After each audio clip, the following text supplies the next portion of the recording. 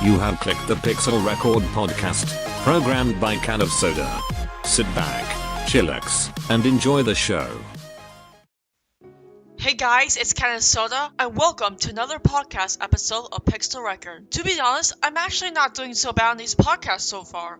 Well, I did notice that I, including Ashley, didn't sound at all enthusiastic and confident the first time, but that's okay. This is sort of my first time doing this. I'll get better eventually.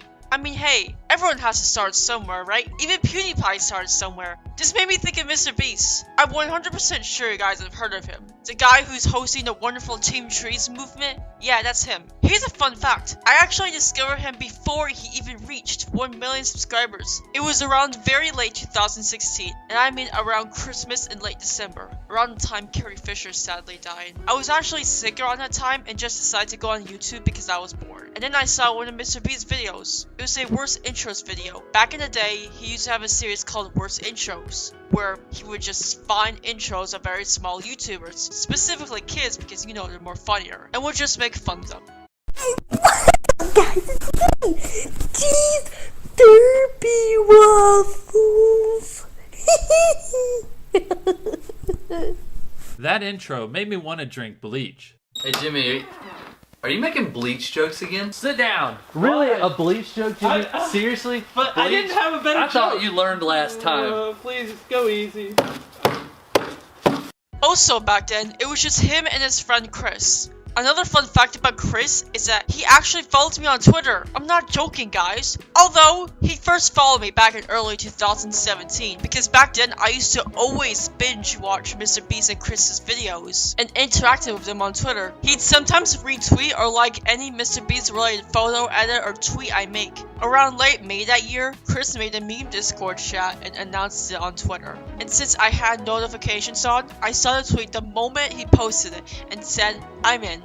A few minutes later, actually a few seconds later, he DM'd me the invite link and said he'd make me a moderator. So I got in a chat along with a few other fans. Then we, along with like 2 other people, started having a conversation.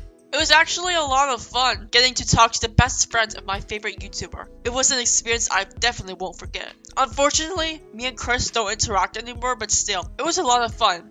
And besides, you only live once, even if it was for a short time. In adult terms, at least, it happened while it lasted. Hopefully, if I become a famous YouTuber, me and Chris could talk again, and I could even collab with Mr. Beast, which is actually what I always wanted to do ever since I discovered him. After all, he always hosts amazing and fun challenges. Beast and Chris actually live in a state not too far from mine. I'm not going to say which state I live in for privacy reasons. But anyway, so hopefully I can meet them and say, "Hey, what's up, Chris? You remember me? I'm Twix Skittles." Or something. My YouTube channel used to be Twix Skittles, by the way. Alright, so I was just scrolling through my Twitter and I realized that my last interaction with him was July 1, 2018. And that was when I made a birthday edit for him and he retweeted it. Never interacted ever since. And boy do I miss the days. But I am, of course, proud and astonished to see how far Chris and Beast have come. Oh, and by the way, he still follows me on Twitter. I guess the reason why I wanted to start talking about Mr. Beast is that I was kind of recently watching his old videos. Sadly, he actually deleted his worst intros videos, which I can understand. Damn. Oh well, that's fine. What I like about Mr. Beast is that he taught me that I can be and do whatever the hell I want. Of course, I should go overboard, but you get what I mean. Also, yes, I know, he kind of goes overboard considering his crazy ass challenges, but it's not only normal for him, but he's got the money for all of that and I don't. I need the big bucks right now, to be honest. In addition to that, back in the day, I also used to watch this YouTuber named Cow Belly. You probably recognize him somewhere. Oh, he also goes by Graham the Christian, well at least he used to. Anyway, he's a guy who's a Gucci gang 1 million times on a live stream for I think a charity. He's done other similar content. I also may recall that he's the one who started the Ligma meme. Anyway, he's basically a meme channel, kind of like Grande. I think that's how you pronounce his name. I think you know who I'm talking about. I actually found him on Vine somewhere in the summer of 2015. Yes, back when Vine was still a thing. Actually, I didn't find him. My sister introduced me to him. He ran a series called Club Penguin Ruined, where basically some funny and crazy shit happens on Club Penguin with that classic Daniel UK text-to-speech voice. I started to binge watch him on YouTube in 2016. I don't remember specifically when though. I also watched his other Games Ruined videos like GTA 5 Ruined, Roblox ruined, and my favorite one's Minecraft ruined. Ever since they announced that Vine was shutting down, Cowbelly began to use YouTube more, so that's where I watch it. Besides, I'm pretty sure I got bored of Vine after 2015, so yeah. So during the next 2 years after that, Cowbelly basically used YouTube more often. And it wasn't just Club Penguin ruined, he also did a series called Comment Awards. I think it was some kind of series with a bunch of memes, probably original memes. He did that more often after Club Penguin shut down. So yeah, he technically qualifies as a meme YouTuber. And then the tragedy happened. Club Penguin shut down. So when Club Penguin shut down, for some reason Cowbelly decided to end the series, even though there were private servers where you could swear and not get banned, and you could still use Club Penguin on there. Luckily they got Club Penguin rewritten. I don't know what happened to that, but anyway. I know recently Cowbelly decided to revive Club Penguin Ruined, and oh my gosh, it's pretty awesome. He even uses TikTok as well for Club Penguin Ruined, not just YouTube, so yeah, that's a bonus. I'm so glad Club Penguin's being revived nowadays. They always say reboots and revivals are bad, but look at this one. Cowbelly's classic Club Penguin Ruined has been revived and is now stronger than ever. I mean, I kind of prefer the old Club Penguin Ruined videos, but hey, at least it's returned, you know? Within the first month of the formation of the Skill Squad, I showed the Club Penguin Ruined videos to Shelby, and later to the other original members. Cowbelly's famous iconic line from that series was, "Listen up here, you fat cunt."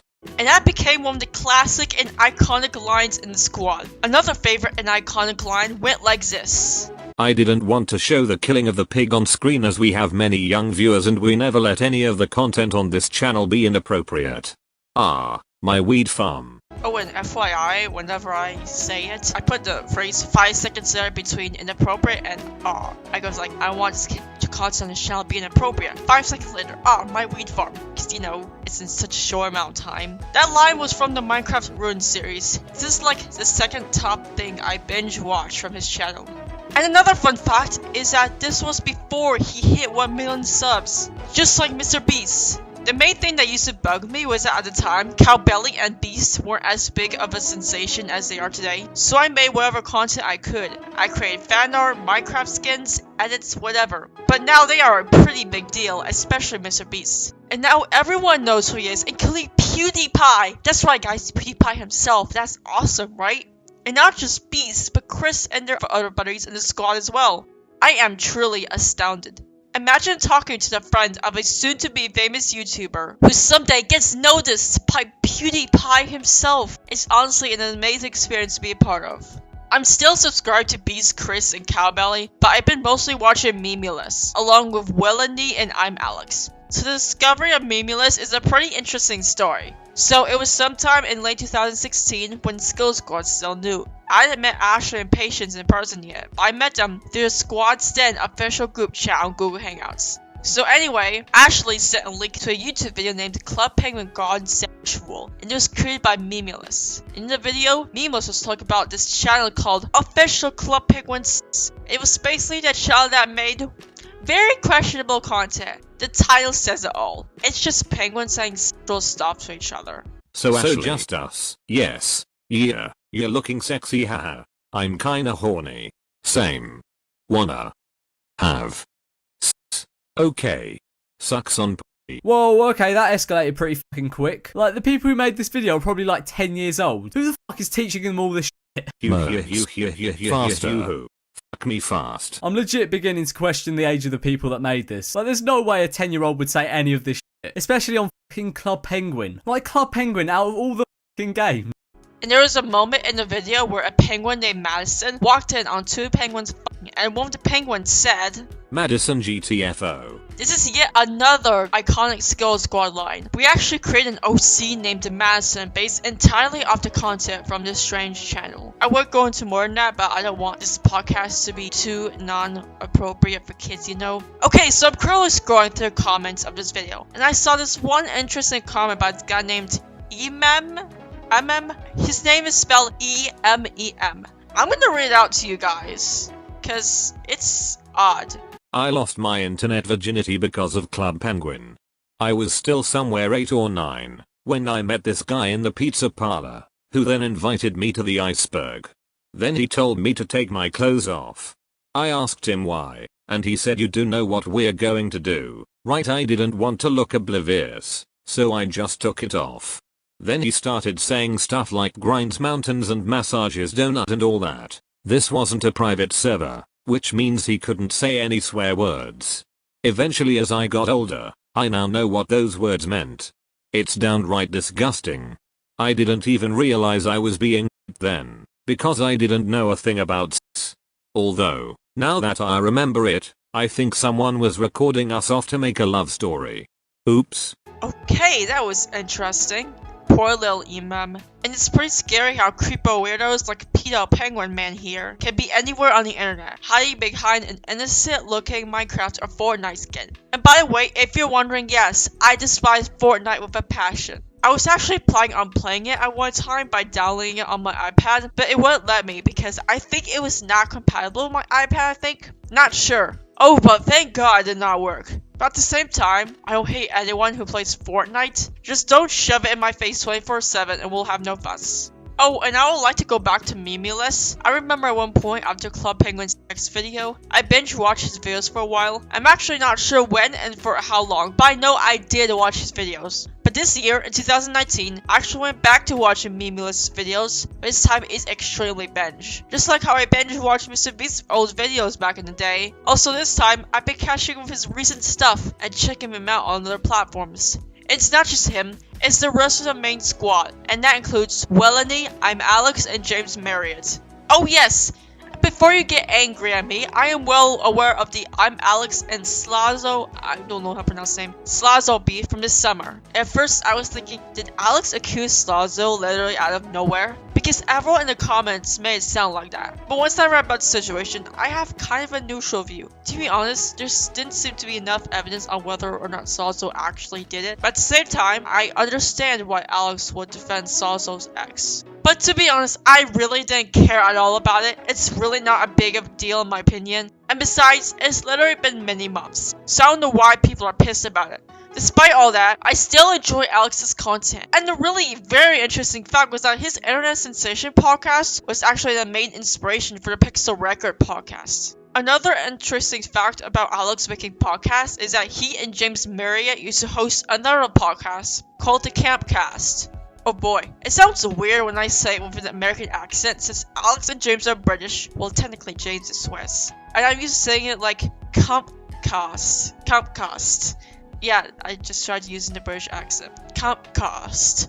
Anyway, it was running well and strong around last year, literally in November or December of 2018, and early-ish 2019. They created 40 episodes and seemed to have a lot of fun doing so. Also, I liked how they invited a variety of people onto the podcast, which also inspired me to invite my friends onto the podcast. Of course, as you can tell, there's only Ashley so far, but trust me, I plan on getting more people hopefully soon. I'm kinda unhappy that I missed out on the Campcast days, but oh well. There's an entire YouTube channel for the episodes, but eventually turned into a channel for the Internet Sensation podcast, so all the episodes on the channel were deleted. I say on that channel because luckily a fan decided to create their own unofficial and demonetized Campcast channel with a repost of all the episodes. So yay! Alex is okay with it, so it's all good. I'm glad someone made them available to us. So I downloaded all 4 episodes onto my laptop so I can listen to them anytime. And trust me, it's a very warm feeling, having the chance to sit back, relax, and listen to your favorite YouTubers randomly chatting. Also, I remember one time I was watching one of Alex's live streams on Instagram. It was honestly really touching, sad, and almost made me cry a couple of times. That made me want to fly over to England just to hug him. So he first talked about his mental illness and how he has anxiety attacks. To paraphrase him, being a celebrity is all great, but it comes with flaws. He says it happens whenever he's meeting fans, and when it hits him, he walks off to try and cool himself down. As a person who has anxiety, I definitely know how it feels to have it literally go out of nowhere. Well, since I started college, my anxiety is actually not bothering me much anymore. It used to be kind of horrible last year. I know I don't mention my anxiety a lot. Maybe because I'm not very fond of talking about it. This shows that neither I nor Alex are one of those dumb-ass, self-diagnosed teens who act like, oh, I have depression tension and anxiety. Oh well, quirky, so relatable. Oh my gosh. Which is pretty annoying, not gonna lie. Depression's not a QC trend. It's not something to be proud of. What the heck? If you're one of those teens, then you're a moron, no offense. You're just using a serious issue for attention and for your own benefit. Maybe you should go off Tumblr for once and get a life. The second thing Alex was talking about is one of those strange fan interactions, except this one was straight up wrong and disgusting. So Alex and Willany were at a bar with some friends, one of them named Zach, I think. And his grandpa came over because his grandson was a fan of their videos. And then, oh boy, I feel dirty saying this, but the grandpa sexually assaulted Will by wrapping his arm around Will Lanning, a young 23-year-old man, and Zach was having none of it. He wasn't too happy. Zach the hero. Good job, Zach. However, I don't remember what happened after that. It was just something I remember Alex talking about on his Instagram live stream. It's honestly straight up awful how stupid and disrespectful fans can be when being their idol. Imagine you spend hundreds of dollars to go to a convention to meet someone like Tom Holland, and then you decide to be all creepy and obsessive. And not just Tom Holland, I feel like it happens to other attractive looking teenage boys such as Finn Wolfhard. I don't know if I pronounced his name right. I've never seen Stranger Things or It. Anyway, I actually do recall something like this happening last year, actually. I believe you guys remember as well.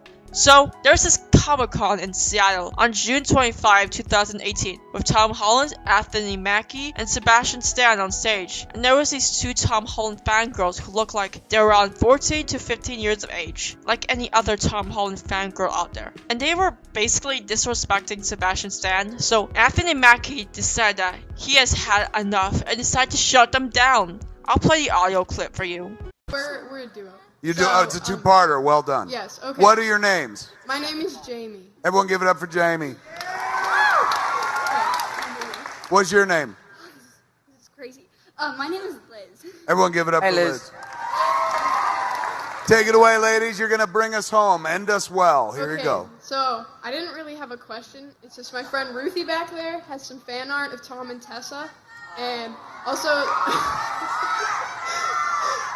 I just wanted to say that I have a pit bull, and so since Tessa's a staffy, that's just super cool, and I love Tessa, so pet her for me. I will, thank you so much. Yeah. Who's Tessa? His dog! Oh my gosh, educate yourself. Oh my God, you just shot the Winter Soldier in the face. I apologize, I'm so sorry. You're making me look really bad, guys. You have a good time on the internet tonight. So what it is, wait, time out. How do you know who Tessa is? He posts Tessa all the time. Oh, he's posting pictures of him and his dog? Yeah, that's He's just hanging out at home with his Do you dog? not follow Tom on Instagram? Baby, I'm an adult.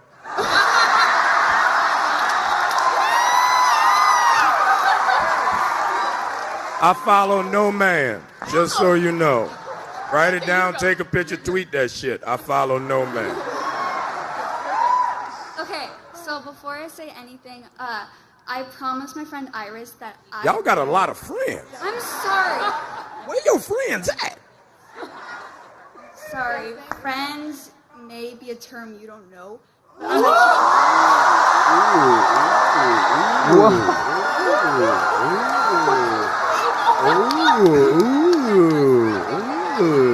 I like that. She clipped your wings, Falcon.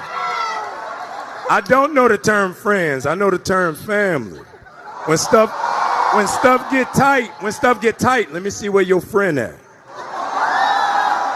But grow a little bit, you will get there.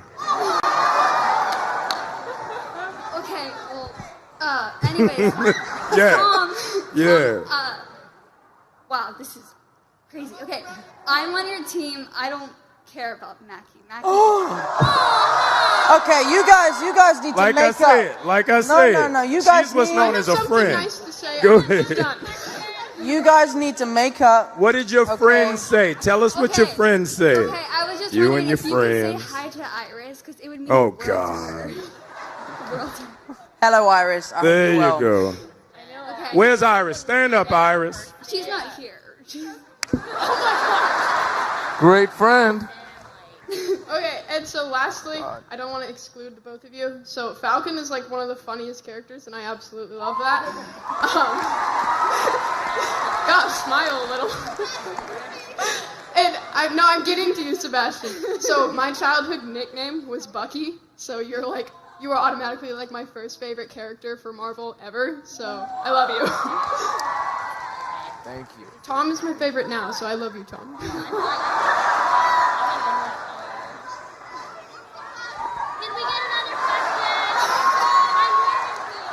How am I supposed to get this picture to him? So does someone have a question? I do actually. Okay, over here.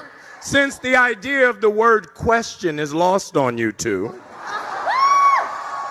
Over here. Young lady, what's your name? Hi, my name's Hallie. Hallie!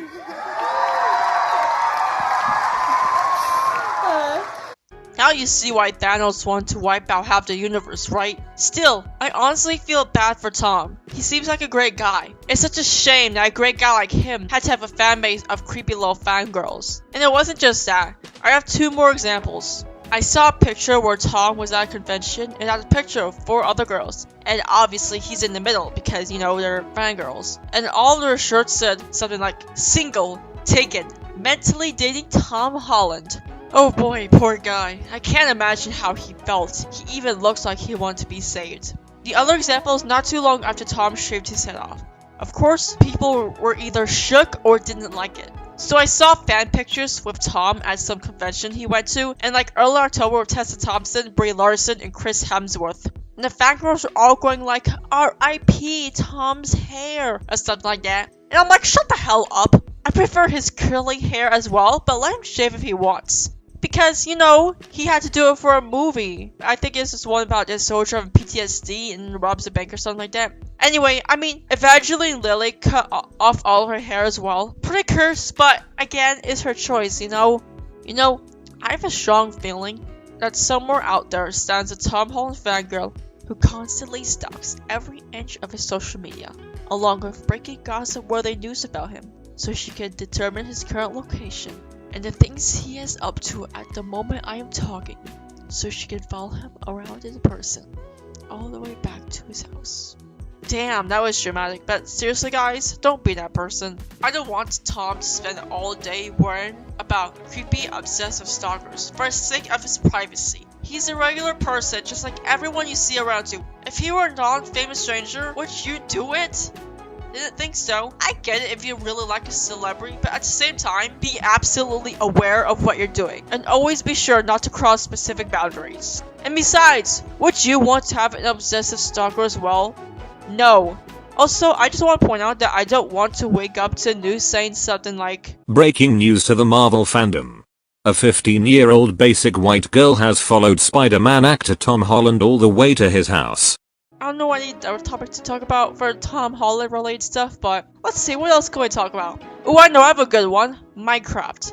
I think it's amazing how Minecraft is becoming a very popular game nowadays. And as I noticed, not just with memes, but also that the popularity of Minecraft is parallel to ancient times in Europe. First, there's the golden age of rising prosperity, with, you know, the Roman Empire and all that. And then there was the dark ages where no one gave shits. And now the Renaissance era of restoring glory. It's pretty interesting if you think about it. You always see the Gold Age, Dark Age, Renaissance arc, and a lot of stories. Even in the Dark Ages of Minecraft, I still played it. Of course, I was aware that back then I'd get made fun of, but to be honest, that really wasn't my problem.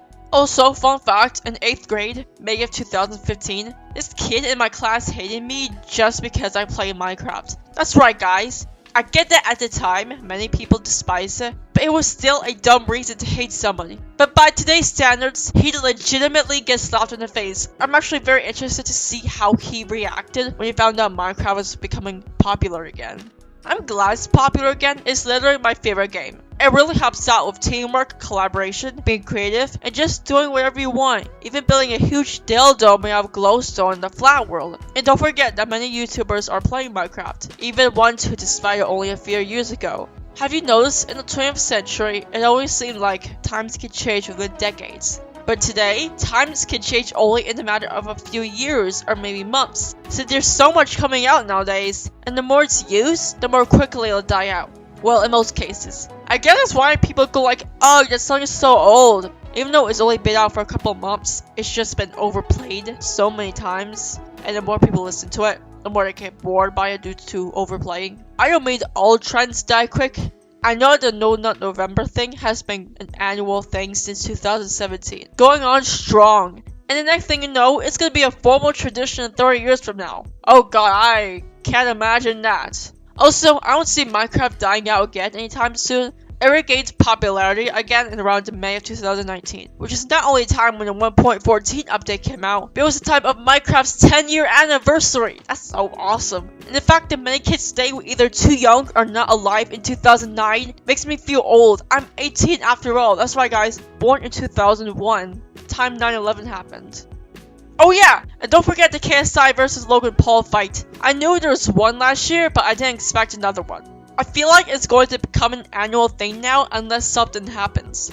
I'm surprised that Logan Paul's channel and even his career is still up, considering what happened in early 2018 with the dead body thing. And don't forget how earlier this year, he pretended to be gay for a month. And someone on Twitter pointed out, people can literally be killed for being gay, and now Logan Paul is gonna use it for his own personal gain? This shows that he learned nothing from last year. very true indeed.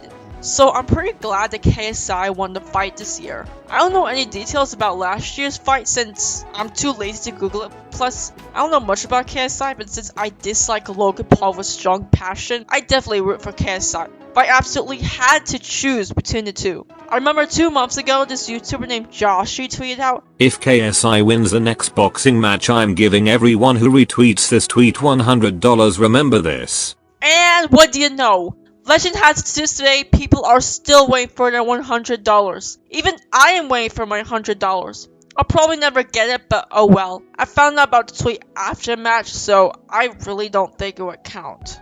So yeah, that's all I have for today. This is actually scripted, so I don't really get stuck. So the podcast is not really short. To be honest, I did well for a solo podcast for my second time, but this time, as I said, it was scripted. So anyway, I can't wait for more podcasts in the future, and I'll see you guys later.